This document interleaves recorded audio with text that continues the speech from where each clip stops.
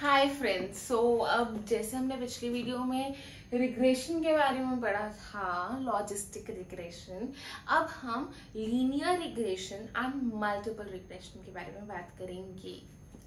तो मैंने कुछ इस तरीके से प्रेजेंट किया है कि आप डिफरेंसेस भी लिख सकते हो और आप इंडिविजुअली भी इस बारे में बात कर सकते हो। मेरे अकॉर्डिंग इस बारे में इतना कुछ पूछा गया नहीं था, तो मैंने बहुत ज़्यादा डिटेल में बात की नहीं है, बट आप एक बार देख लेना इफ यू वांट, तो हम बात कर सकते हैं इसके बारे में, डिस्कस में डिटेल में भी डिस्कस कर सकते हैं। ठीक है, सो लीनियर रिग्रेशन की बात करते हैं। ये सिंपल होता है हमारे पास, ठीक है, और ये relationship one dependent and one independent variables के बीच, ठीक है, एक सिंपल है, लीनियर है, तो एक रिलेशन, एक डिपेंडेंट होना चाहिए, एक इंडिपेंडेंट वेरिएबल्स होना चाहिए।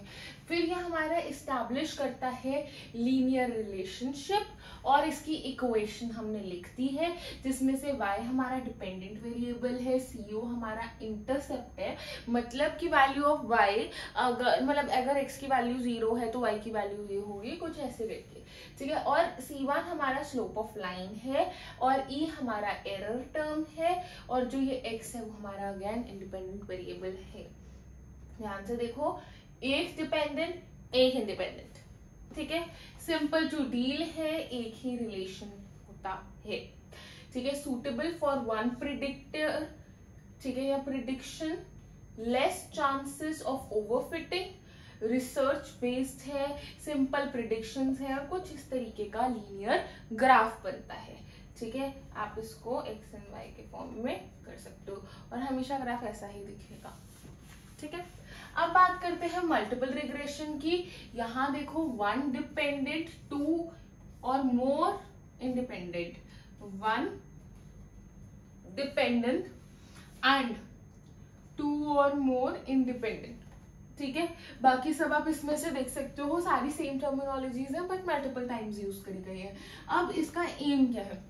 जैसे इसमें हमारा एम था लीनियर वाले में एक लीनियर रिलेशनशिप फॉर्म करना, अब इसमें हमारे पास है ताकि हम डिपेंडेंट, हम ये चेक कर सके कि हमारे वेरिएबल जो चेंज होते हैं किस हिसाब से इंडिपेंडेंट वेरिएबल्स को देख के, ठीक है। मतलब ये है कि अगर डिपेंडेंट वेरिएबल है और इंडिपेंडेंट वेरिएबल्स है तो क्या क्या चेंजेस आते हैं, ठीक है। इक्वेशन की बात हम कर चुके हैं। ऑफ कोर्स ये हमारा लीनियर वाले के कंपैरिजन में ज्यादा कॉम्प्लेक्स रहेगा, ठीक है। मल्टीपल फैक्टर्स हैं जिसके जो अफेक्ट कर सकते हैं हमारी सिचुएशन को।